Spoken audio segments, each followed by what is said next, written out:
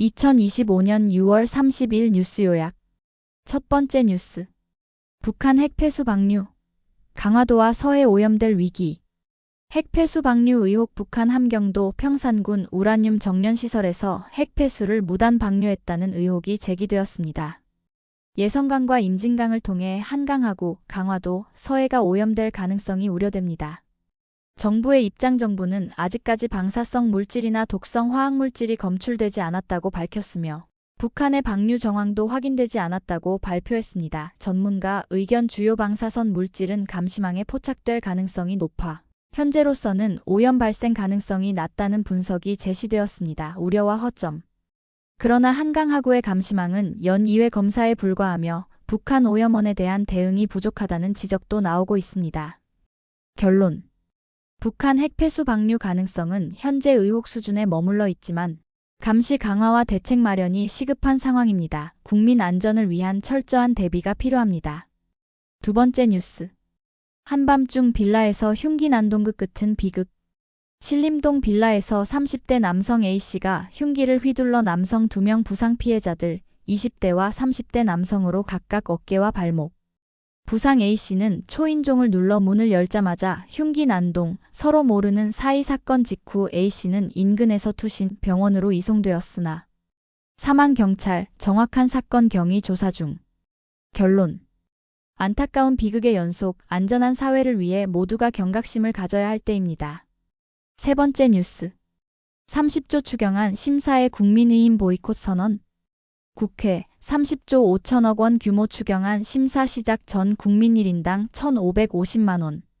지급 포함. 민주당 입장. 다음 달 3일 본회의 통과 목표. 임시국회 내 처리 변함없다. 국민의힘 반발. 졸속 심사 비판단. 하루 정책질의 검토 시간 부족. 예결위 보이콧 검토. 국회의장 중재 내실 있지만 신속히 심의하라. 결론. 여야 갈등 속 추경안 통과 여부. 이번 주가 분수령.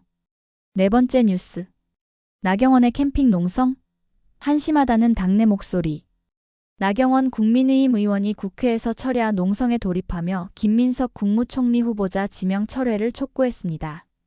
하지만 같은 당 김종혁 전 최고위원은 보여주기식 정치라며 강하게 비판했습니다. 김 전 최고위원은 넓은 국회에서 텐트를 치고 김밥과 커피를 먹으며 농성을 한다는 게 국민들에게 어떻게 비춰질지 의문을 제기했습니다. 여기에 더불어민주당도 웰빙 농성이라며 조롱했고 나 의원은 이재명의 단식쇼는 뭐였냐고 반박했습니다. 김 전 최고위원은 쌍팔년식 투쟁 방식이라며 비효율적인 정치 행태를 꼬집고 나 의원이 텐트를 걷고 제대로 된 투쟁을 하길 바란다고 덧붙였습니다. 결론. 보여주기식 정치가 아니라 국민을 설득할 수 있는 논리적이고 실효성 있는 투쟁이 필요한 시점입니다. 다섯 번째 뉴스. 일본 열흘간 650번 흔들렸다. 대재앙의 전조. 일본 도카라 열도에서 열흘간 650회 넘는 지진이 발생했습니다. 규모 4 이상의 강한 지진도 40회 가까이 기록되었고 주변 화산 활동도 감지되었습니다. 일본 전역에서는 난카이 대지진의 전조가 아니냐는 우려와 함께 특정 날짜를 지목한 대재앙 예측까지 겹쳐 불안감이 확산 중입니다. 그러나 일본 기상청은 지나친 공포보다 철저한 대비가 중요하다고 강조합니다. 결론. 언제 어디서든 발생할 수 있는 자연재해, 미리 준비하는 것이 최선입니다. 여섯 번째 뉴스. 윤석열 출석 거부. 특검 체포영장 불가피. 윤석열 전 대통령이 7월 1일 특검 출석 요구를 재차 거부하며 기일 변경 요청. 특검은 요청 거부하고 출석 불응 시 7월 4일에서 5일로 재통보 예정. 계속 출석 거부 시 체포영장 청구 방침. 체포영장엔 계엄 선포, 국무회의 방해, 직권남용 혐의 포함 예상 특검 수사 지연 시도, 강력한 법적 조치. 불가피. 윤 전 대통령 측의 조사 방해 행위도 추가 수사 착수. 결론. 특검, 법적 조치 피하려면 출석은 필수. 구독, 좋아요, 알림 설정. 빠른 뉴스 요약은 오늘 뉴스.